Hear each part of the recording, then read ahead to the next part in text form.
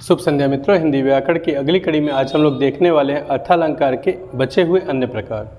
कल हम लोगों ने देखा था कौन कौन सा, उपमा, रूपक और उत्प्रेक्षा अलंकार। आज हमको देखना है अन्योक्ति, अतिशयोक्ति, मानवीकरण अलंकार और विरोधाभास अलंकार। कल हम लोग देखेंगे संदेह अलंकार और भ्रांतिमान अलंकार। तो आइए देखा जाए। अन्योक्ति अलंकार का सेंस क्या होता है? जब सामने वाले से जो बात कही जा रही है वह एक्चुअल में सामने वाले के लिए नहीं बल्कि किसी अन्य के लिए कही गई हो, तो वहाँ कहते हैं अन्योक्ति। अन्योक्ति का अर्थ है अन्य उक्ति। कह तो रहे हैं आप किसी से, लेकिन वो बात जाके लग रही किसी और को, तो वहाँ पर होगा हमारा अन्योक्ति अलंकार। जहाँ किसी की बात को किसी दूसरे पर ढालकर कहा जाता है वहाँ अन्योक्ति अलंकार कहा जाता है। अब जैसे में देखिए, कह रहा है माली आवत देखकर कलियन करी पुकार, फूले फूले चुन लिए काली हमारी बार। माली को आता हुआ देखकर कलियन करी पुकार, माने फूल वाली जो कलियां हैं छोटी छोटी, वो पुकार कर रही हैं। वो कहती हैं, क्या कहती हैं? फूले फूले चुन लिए। जो खिले खिले थे उनको क्या किए? चुन लिया, यानी माली ने तोड़ लिए। काल हमारी बारी, कल हमारी भी बारी आएगी। अब जरा ये बताइए, माली और फूल में क्या कलियां बोलेंगी? कलियां ऐसा कुछ कह सकती हैं? नहीं कह सकती, वो निर्जीव है। तो यहाँ पर बात आई कि कह कौन रहा है, किस बारे में बातचीत चल रही है। तो बातचीत जो चल रही है वो किसके बारे में? भाई माली रूपी यमराज की बात हो रही है। माली रूपी यमराज को आता हुआ देखकर, माली आवत देखकर, माली रूपी यमराज को आता हुआ देखकर कलियन करी पुकार। जो कलियां यानी कलियां रूपी नवयुवा हैं, बच्चे हैं, वे देखकर क्या कह रहे हैं? फूले फूले चुन लिए। फूले फूले का था जो वृद्ध व्यक्ति थे उनको तो यमराज उठा ले गए। काल हमारी बार, कल हमारी भी बारी आएगी। तो यहाँ पर कहा क्या गया? माली रूपी यमराज और कली रूपी नवयुवा की बात की गई है। तो इसलिए यहाँ पर बात कहा तो कुछ और जा रहा है, लेकिन वो जाके अर्थ कहाँ बैठ रहा है? कहीं किसी और पर। तो ऐसे में हम कौन सा अलंकार कहते हैं? अन्योक्ति अलंकार। जैसे आपका एक और है, नहीं पराग नहीं मधुर मधु, नहीं विकास एह काल, अली कली ही सौबध्यो आगे कौन हवाल। ये बात तब की है जब बिहारी जी राजा जयसिंह के दरबार में रहते हैं और राजा जयसिंह ने नवयुवती से विवाह करके अभी आए हैं और उसी विवाह और उसी हर्षोल्लास में ऐसे खो गए हैं कि उनको अपने राजपाट का भी कोई चिंता और चेत नहीं रह गया। तब बिहारी जी ने कटाक्ष के रूप में, एक तर्क के रूप में इस तरीके से बात को अपने रखा कि राजा को बात समझ में भी आ जाए और मुझे राजा को डायरेक्टली कहना ना पड़े। इसलिए उन्होंने ऐसी बात कही कि नहीं पराग नहीं मधुर मधु, नहीं विकास इह काल, अली कली ही सौ बंध्यो आगे कौन हवाल। मतलब नहीं पराग नहीं मधुर मधु, ये जो हमारा कली है उसमें अभी पराग भी नहीं है और मधुर मकरंद भी नहीं है, नहीं विकास इह काल, और अभी ये विकसित होने वाला भी तुरंत नहीं है। तब आप उसके लिए इतना आतुर हो, अली कली ही सौ बंध्यो आगे कौन हवाल। तो कल को जब यह कली में क्या आएगा? पराग आएगा और यह मधुर मकरंद से भरपूर परिपूर्ण होगा, तब आपका क्या हालत होगा? आगे कौन हवाल। राजा जयसिंह को इससे बात समझ में आती है। यहाँ पे कहा क्या गया है? यहाँ पे भौरे को लेके बात किया गया कि इस पंक्ति में भौरे को प्रताड़ित करने की बात की गई। कैसे? कि भौरा कली के पास जा रहा है, कली जिसमें अभी पराग भी नहीं है, मधुर मकरंद भी नहीं है। तब आप उसके चारों तरफ इस तरीके से मंडरा रहे हो, हैरान हो, परेशान हो, तो कल को जब कलियों में पराग आएगा, मधुर मकरंद आएगा, तो तुम्हारा क्या स्थिति बनेगा। तो इसलिए यहाँ पर चूंकि यह भौरे के माध्यम से किसको कहा जा रहा है? राजा जयसिंह को कहा जा रहा है। इस वजह से यहाँ पर कौन सा अलंकार होगा आपका? अन्योक्ति अलंकार होगा। जब किसी बात को किसी और पर ढालकर कहा जाए तो वहाँ अन्योक्ति अलंकार होता है। फिर है आपका जैसे तीसरा है, कहीं पे निगाहें कहीं पे निशाने। तो फिलहाल बात ही वही हो गई कि निगाहें आपकी कहीं और हो, निशाना कहीं और लगे। यहाँ बिल्कुल किसकी बात हो गई? अन्योक्ति अलंकार की बात हो गई। अब अगला है हमारा अतिसंयोक्ति अलंकार। अतिसंयोक्ति अलंकार को क्या कहते हैं भाई अंग्रेजी में? हम लोग कहते हैं हाइपरबोला।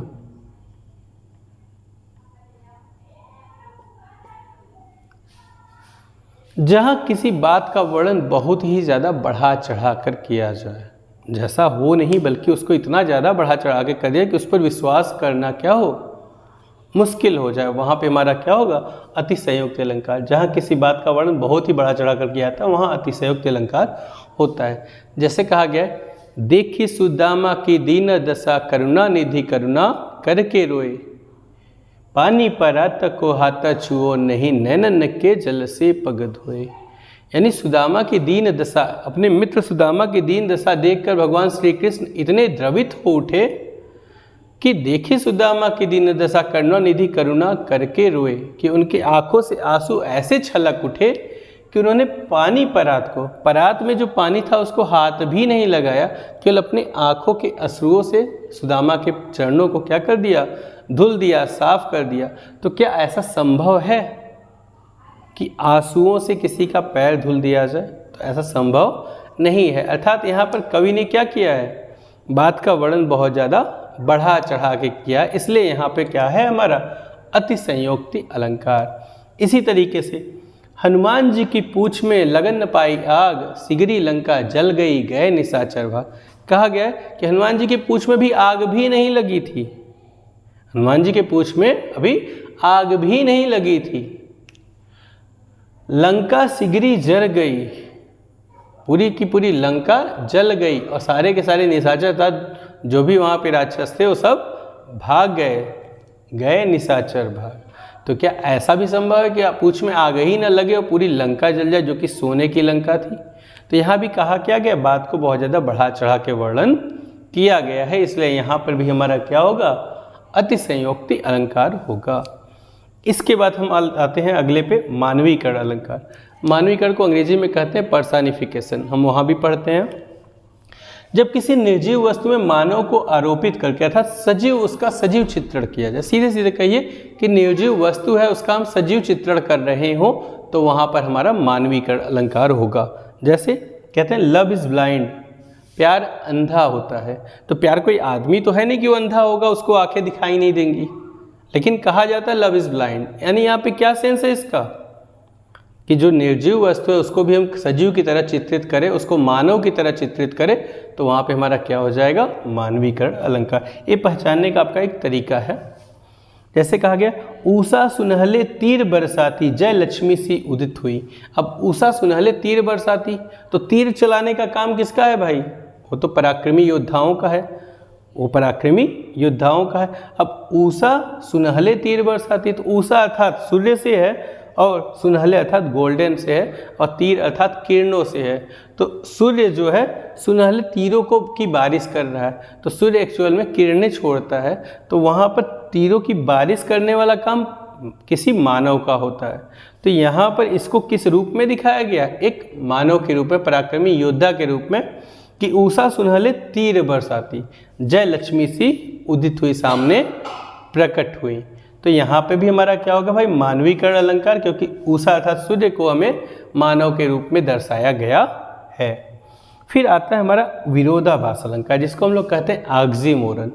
विरोधाभास का सेंस क्या है? कि एक तरफ हमारा पॉजिटिव है, एक तरफ वही चीज़ नेगेटिव, जो कि संभव नहीं लगता। जैसे this is an open secret, यह एक खुला रहस्य है, तो चाहे तो खुला ही होगा और चाहे तो कोई चीज़ रहस्य ही होगा। तो जस्ट विरोध वाले शब्द या विरोध वाले वाक्य आ जाए, वहाँ पे होता है हमारा विरोधाभास अलंकार। जिस वाक्य में दो विरोधी शब्द या दो विरोधी बातों का उल्लेख किया जाए, तो वहाँ विरोधाभास अलंकार होता है। जैसे वह ईमानदार चोर है, तो चाहे तो ईमानदार होगा और चाहे चोर होगा। तो ऐसे वाक्य जहाँ पर कुछ ऐसे तथ्य लिखे हों जो कि जस्ट एक दूसरे के पूरक या विलोम हो, तो वहाँ पे होता है विरोधाभास अलंकार। जैसे मुख गिखिर के मुखिरत ज्ञान, जो बोल नहीं सके उसके द्वारा मुख से क्या हो? ज्ञान की वर्षा हो रही हो। या अनुरागी चित्त की गति समझे नहीं कोई, ज्यो ज्यो बूढ़े श्याम रंग त्यों त्यों उज्ज्वल होए। तो ज्यो ज्यो बूढ़े श्याम रंग, श्याम अर्थात भगवान श्री कृष्ण की या विष्णु की या हरि की बात की जा रही है, कि उस रंग में जितना कोई डूबेगा, श्याम के रंग में जितना कोई डूबेगा उतना ही उज्ज्वल अर्थात चमकदार अर्थात सफ़ेद होता चला जाएगा। तो यहाँ पे ज्यों ज्यों बूढ़े श्याम रंग, श्याम अर्थात काला, तो काले रंग में बूढ़ने पे क्या सफ़ेद होगा कोई? लेकिन यहाँ पे श्याम अर्थात किससे बात है?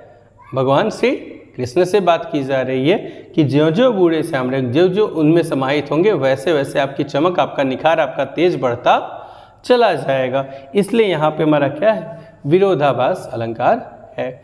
इस तरीके से हम लोगों ने आज इन अलंकारों को देखा। अब कल हम लोग देखेंगे संदेह और भ्रांतिमान अलंकार। आज के लिए इतना ही, धन्यवाद।